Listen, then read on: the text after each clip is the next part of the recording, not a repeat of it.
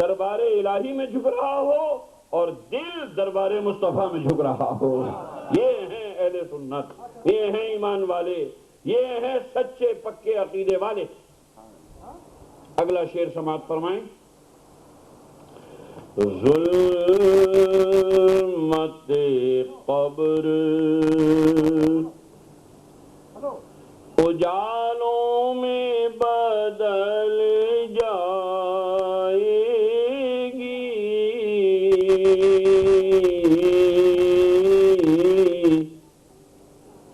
ظلمت قبر، جی لگائیں، ظلمت قبر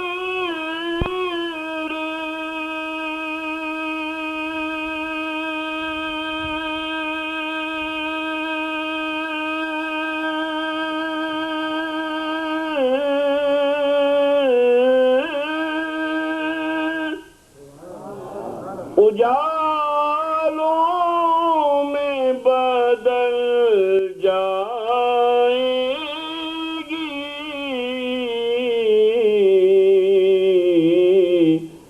دل میں دیپ ان کی محبت کے جلائے،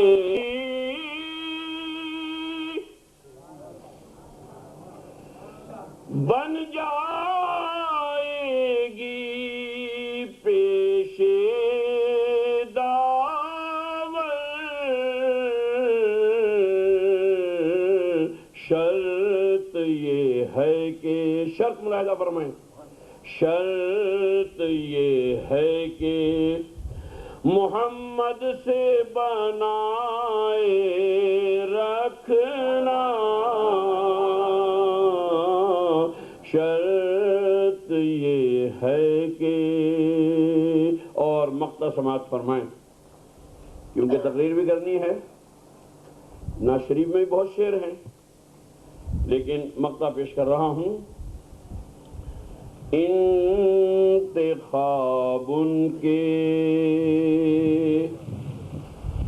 وسیلے سے خدا دے گا ضرور،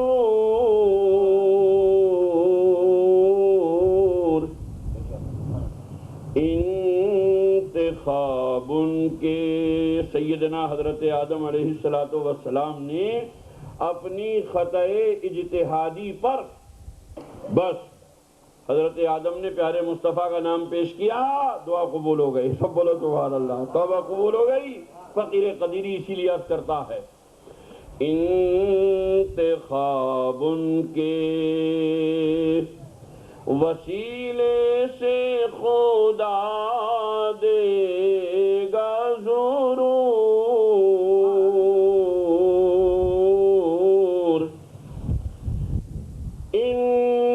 انتخاب ان کے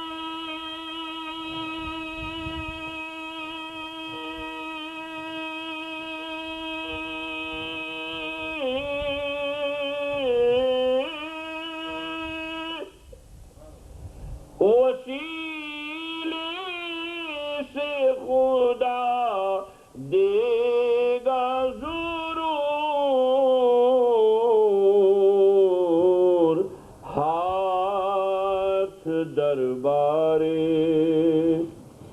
الہی میں اٹھائے رکھنا،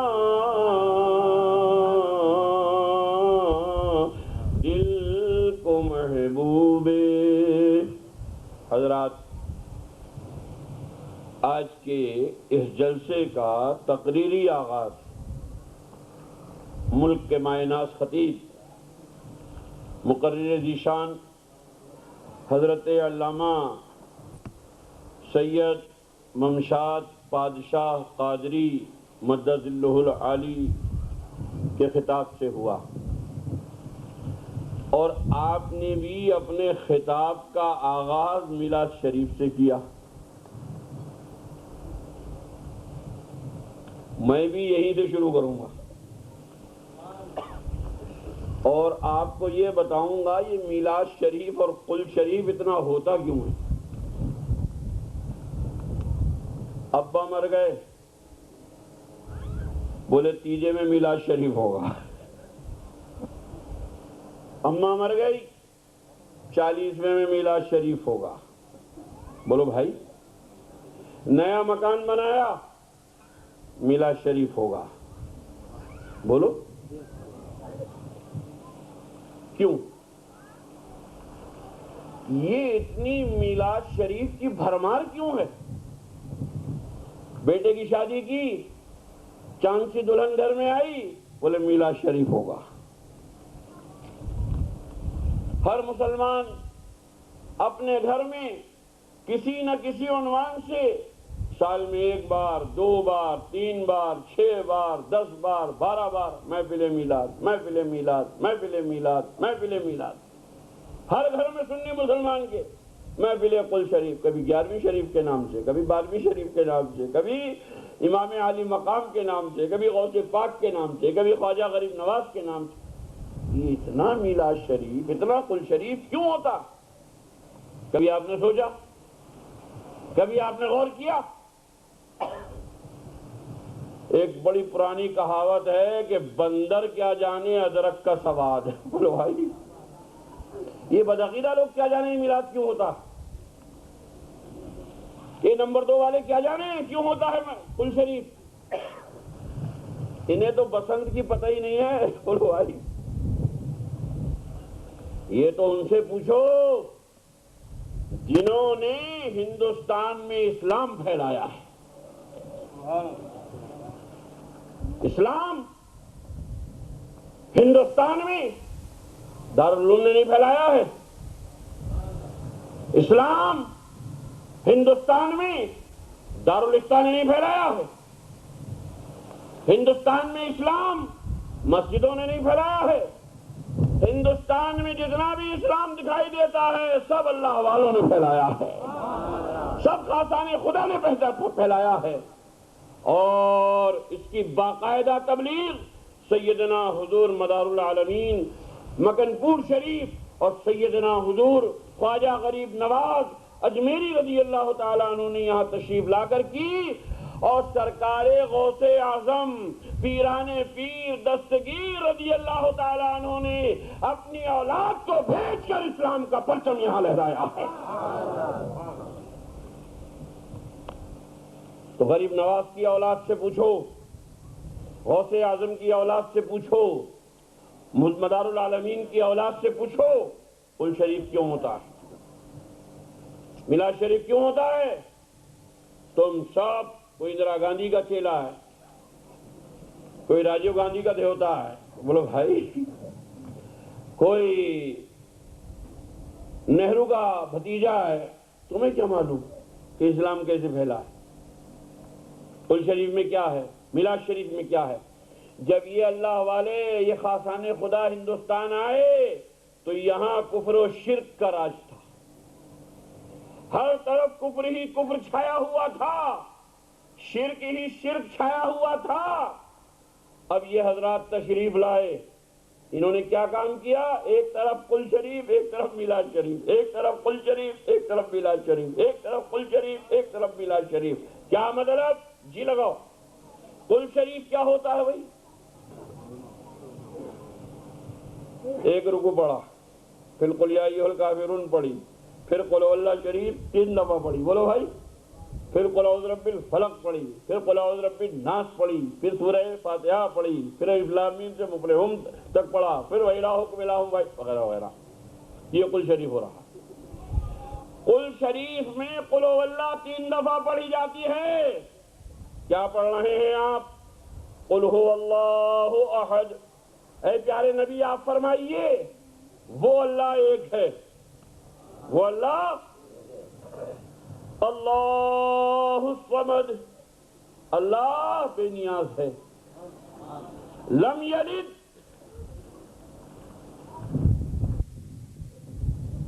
اس نے کسی کو نہیں جنا، اس نے کسی کو نہیں جنا، اس سے کسی کی ولادت نہیں ہوئی، ولم یولد، نہ وہ جنا گیا. سب بولو سبحان اللہ. اس کا بار بار ایڈورٹائز ہو رہا ہے. خدا وہ ہے جو ایک ہے, بے نیاز ہے, لم یلد ہے ولم یولد ہے, نہ اس سے کسی کی ولادت ہوئی ہے نہ اس نے کسی کی ولادت کی ہے, نہ وہ جنا گیا ہے نہ اس نے کسی کو جنا ہے. اس بات کو بار بار دہرایا جا رہا ہے, اس بات کو بار بار بتایا جا رہا ہے. لم یلد ولم یولد, لم یلد ولم یولد, لم یلد ولم یولد.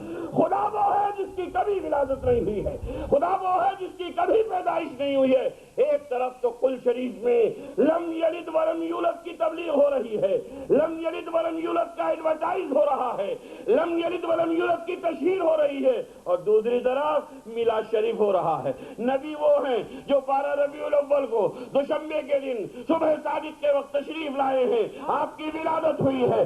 خدا وہ ہے جس کی کبھی ولادت نہیں ہوئی ہے, اور نبی وہ ہے جو 12 ربیع الاول شریف کو پیدا ہوا ہے.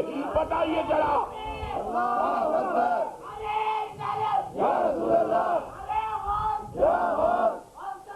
نہیں چھوڑیں گے.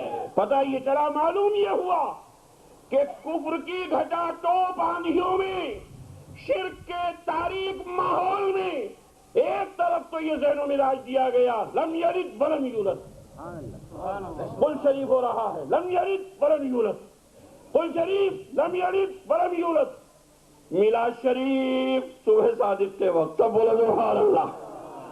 پیارے مصطفیٰ کی ولادت ہوئی تو جب مسلمان خدا کے بارے میں اعلان کرتا رہے گا لم یلد ولم یولد, اور مصطفیٰ کا میلاد مناتا رہے گا, تو ہندوستان میں کوئی بھی انسان مشرک نہیں رہ سکتا ہے.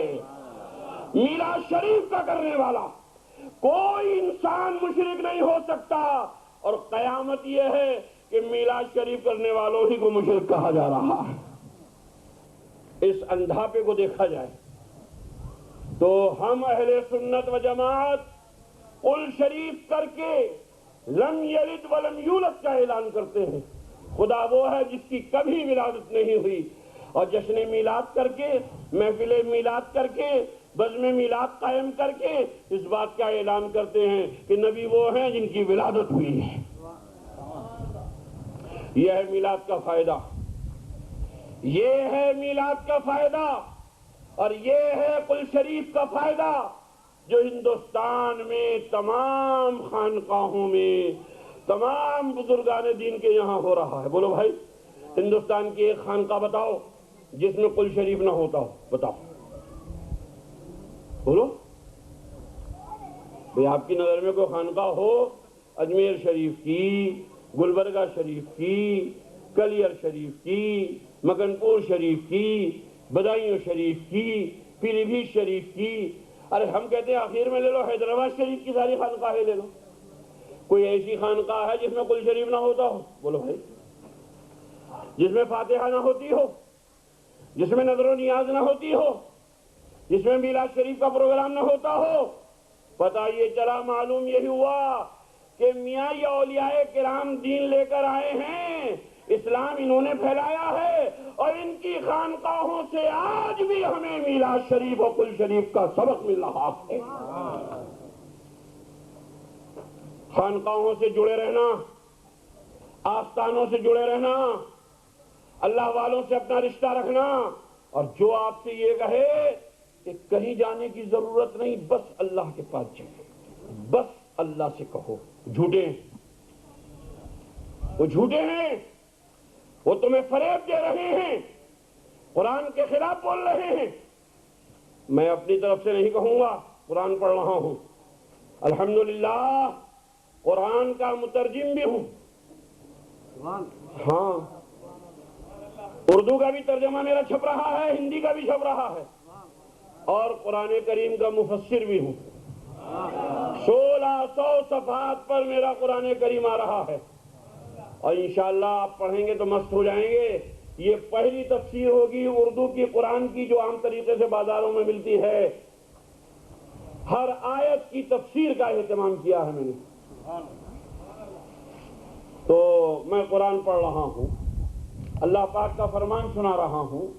لوگ کہتے ہیں درگاہوں میں مت جاؤ, اللہ والوں کے پاس مت جاؤ، خدائی کے پاس جاؤ، مسجد ہی میں جاؤ، کعبے میں جاؤ، وہاں جا کے خدا سے کہو، کسی ولی سے کہنے کی ضرورت نہیں، کسی نبی سے کہنے کی ضرورت نہیں، کسی پیر ولی سے کہنے کی ضرورت نہیں، کہیں جانے کی ضرورت نہیں، سب جھوٹے ہیں، ان کے پاس کوئی پروف نہیں ہے اس بات کا، کوئی ثبوت نہیں ہے ان کے پاس کہ ولیوں کی بارگاہ میں مت جاؤ۔ کیا تیر لگائیں گے؟ یہ بتوں والی آیتیں پڑھ کے سنائیں گے، جو قرآن میں غیر اللہ کے بارے میں آئی ہے وہ پڑھ کے سنائیں گے۔ میں سنا رہا ہوں آپ کو قرآن کریم، وَلَوْ أَنَّهُمْ إِذْ ظَلَمُوا أَنفُسَهُمْ جَاءُوكَ فَاسْتَغْفَرُوا اللَّهَ وَاسْتَغْفَرَ لَهُمُ الرَّسُولُ۔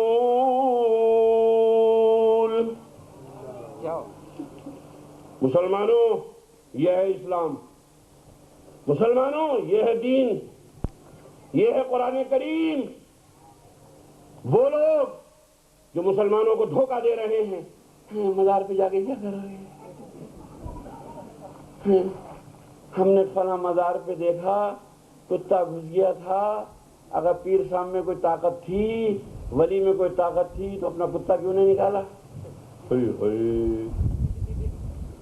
بابری مسجد میں برسوں بت رکھے رہے، بلوائی، اللہ نے کیوں نہیں نکالے؟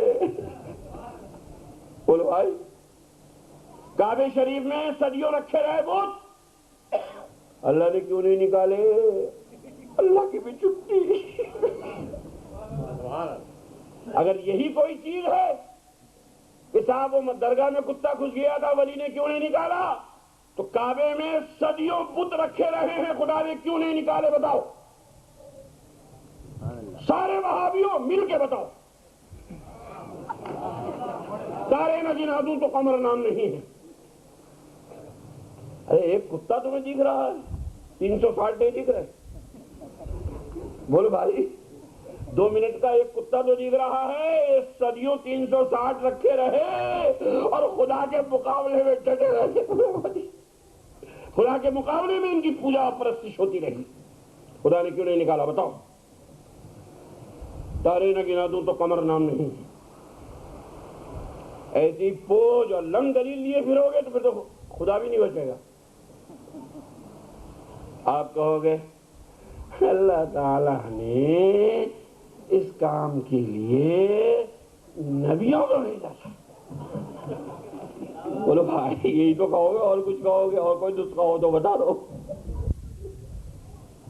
کیا پتا چلا؟ خدا کو کعبے سے بت نکالنے تھے تو نبیوں کو بھیجا۔ بت نکالنا خدا کا کام نہیں، نبی کا کام ہے۔ ارے کتا اگر کسی درگاہ میں گھس گیا تو یہ ولی کا کام نہیں ہے، ولی کے غلاموں کا کام ہے، یہ نبی کا کام، ولی کا کام نہیں، ولی کے خدام کا کام ہے۔